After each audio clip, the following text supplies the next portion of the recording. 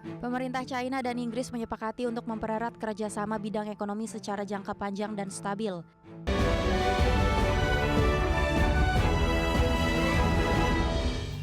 China dan Inggris sepakat untuk mempererat kerjasama di berbagai bidang. Dalam pertemuan antara Perdana Menteri Inggris Keir Starmer dan Presiden China Xi Jinping, di mana Xi Jinping pun menyambut baik hasil pertemuan yang digelar pada hari Kamis kemarin. Pemerintah China dan Inggris menyepakati untuk mempererat kerjasama bidang ekonomi secara jangka panjang dan stabil, termasuk dengan kebijakan bebas visa bagi pemegang paspor Inggris yang ingin berkunjung ke China.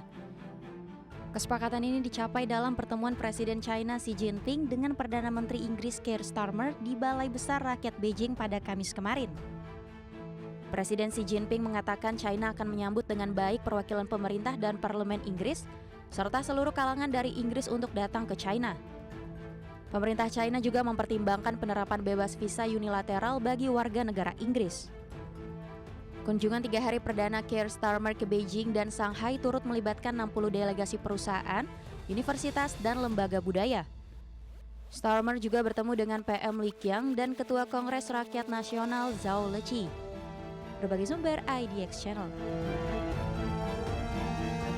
Kementerian Energi dan Sumber Daya Mineral mencatat sebanyak 24 provinsi mengajukan perubahan wilayah pertambangan rakyat dalam rencana penyesuaian wilayah pertambangan tahun 2025.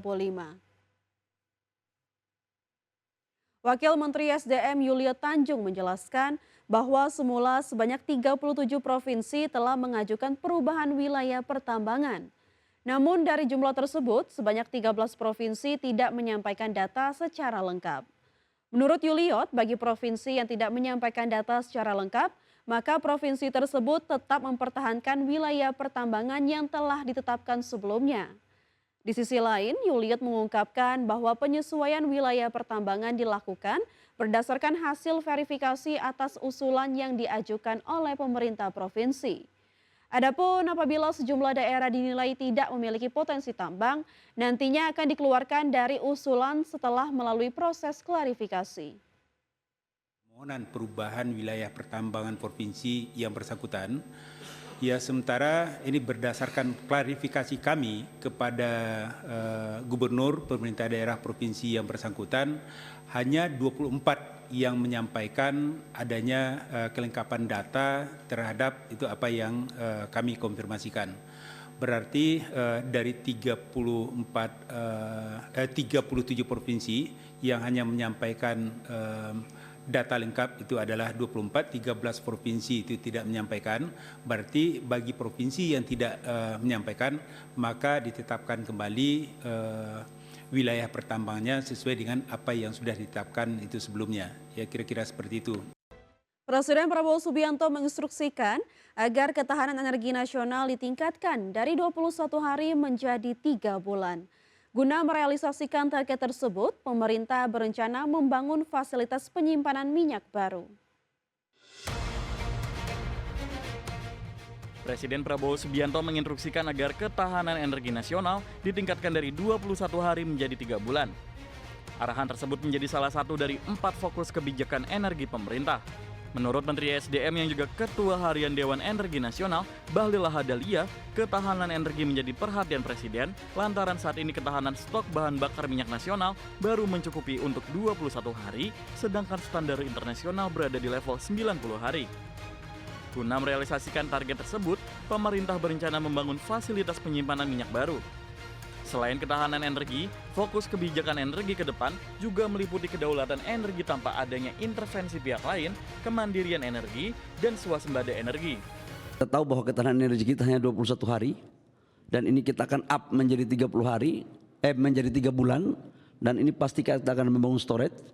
Yang berikut adalah kemandirian energi. Kita tahu kita hari ini masih impor BBM kurang lebih sekitar 30 juta lebih kiloliter baik solar maupun bensin.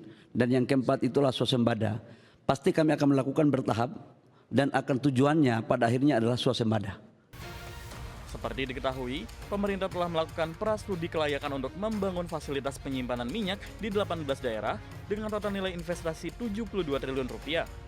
Proyek penyimpanan minyak tersebut menjadi salah satu dari 18 proyek hilirisasi dan ketahanan energi prioritas yang tengah dikaji Badan Pengelola Investasi Danantara. Jakarta, Tim Liputan IDX Channel. Pemerintah Iran membalas ancaman serangan Amerika Serikat dengan menyebut akan menyerang pangkalan dan kapal induk Amerika Serikat. Sebelumnya, Presiden Amerika Serikat Donald Trump mempertimbangkan untuk menyerang Iran setelah gagalnya perundingan nuklir. Pemerintah Iran mengancam untuk segera menyerang pangkalan dan kapal induk Amerika Serikat sebagai tanggapan atas serangan Amerika Serikat. Ancaman itu muncul setelah Presiden Amerika Serikat Donald Trump peringatkan bahwa waktu hampir habis bagi Iran untuk menghentikan konflik dan Uni Eropa memasukkan Garda Revolusi Iran ke dalam daftar hitam sebagai kelompok teroris. Namun di tengah peningkatan konflik antara Amerika Serikat dan Iran, Sekretaris Jenderal Perserikatan Bangsa-Bangsa Antonio Guterres menyerukan negosiasi terkait nuklir dan mencegah potensi krisis yang dapat menghancurkan kawasan tersebut. Militer Iran juga menyebut keputusan Uni Eropa yang menyatakan Garda Revolusi Iran sebagai kelompok teroris sebagai tindakan yang penuh dendam. Iran menyebut pernyataan Uni Eropa itu sebagai bentuk sikap tunduk Uni Eropa terhadap Amerika Serikat dan Israel.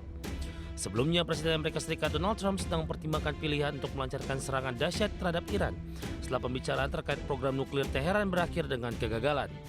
Trump memperingatkan bahwa serangan Amerika Serikat berikutnya terhadap Iran akan jauh lebih buruk daripada serangan yang dilakukan musim panas lalu ketika militer Amerika Serikat menyerang 3 situs nuklir Iran. Berbagai sumber IDX Channel.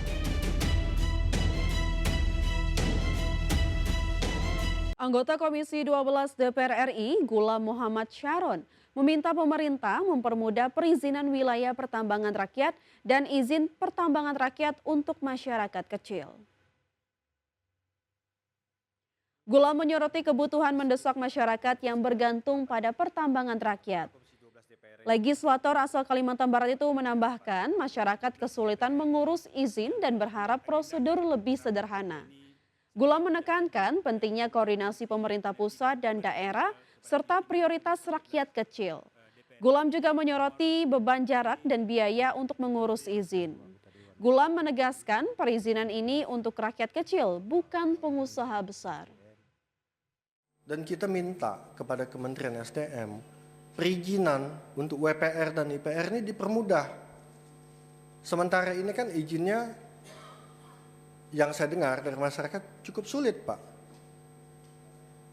Nah, salah satu usulan saya, gimana caranya supaya ini bisa dipermudah, Pak?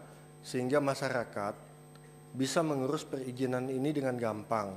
Kalau bisa, Pak, beberapa izin ini dikembalikan ke Bupati. Jadi misalnya Pak Gubernur itu berkoordinasi sama Bupati, supaya ini bisa didelegasikan ke Bupati. Jadi masyarakat tuh tidak perlu bolak-balik. Kalau tempat saya kayak Kapuas Hulu, dia mau mengurus perizinan ke Pontianak, itu jaraknya 720 km, Pak. Dari Kapuas Hulu ke Pontianak.